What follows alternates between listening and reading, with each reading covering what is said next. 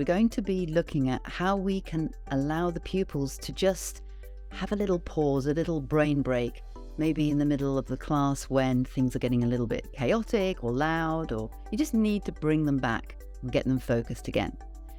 So again, if you can just get them to sit and you can try this right now yourselves. So put your feet on the floor, have your bottom on the seat, your hands in the lap, and again invite them to gently close their eyes or lower their gaze.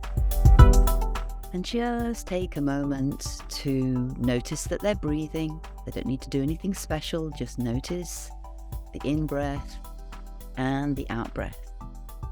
And see if they can really focus it in just on the nose, the movement of the breath in and out.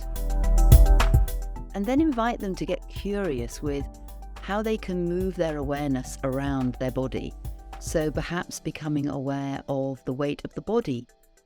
So feeling the bottom on the seat, just feeling the weight, the chair, gravity pushing them down. And then invite them to become aware of their feet and just all the sensations that are there. So again, perhaps the weight of the feet pushing onto the floor, the sensation of the feet in the shoes. Just becoming really curious with everything that they can feel. And then inviting their awareness to come to their hands. And so you can invite them to notice the sensation of the hands just sitting in the lap, perhaps noticing if their hands are warm or cool. Maybe they notice the temperature of the room through their hands. But then also noticing the internal experience as well. So perhaps there's a fizzing or a tingly feeling, an aliveness in the hands. And then you can challenge them to get really close in on something. So perhaps noticing their right ear. This is quite difficult because there isn't usually much sensation there, but maybe just an awareness of the right ear lobe.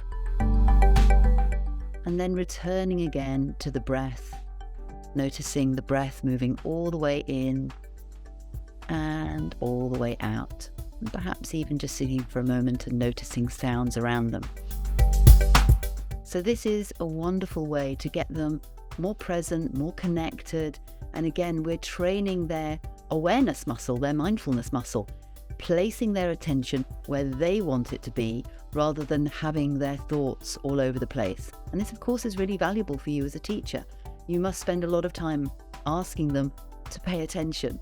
But do you explore how that they can learn to pay attention? Well, this is the actual practice of doing it, right? Noticing where you are, coming into the body, becoming more present.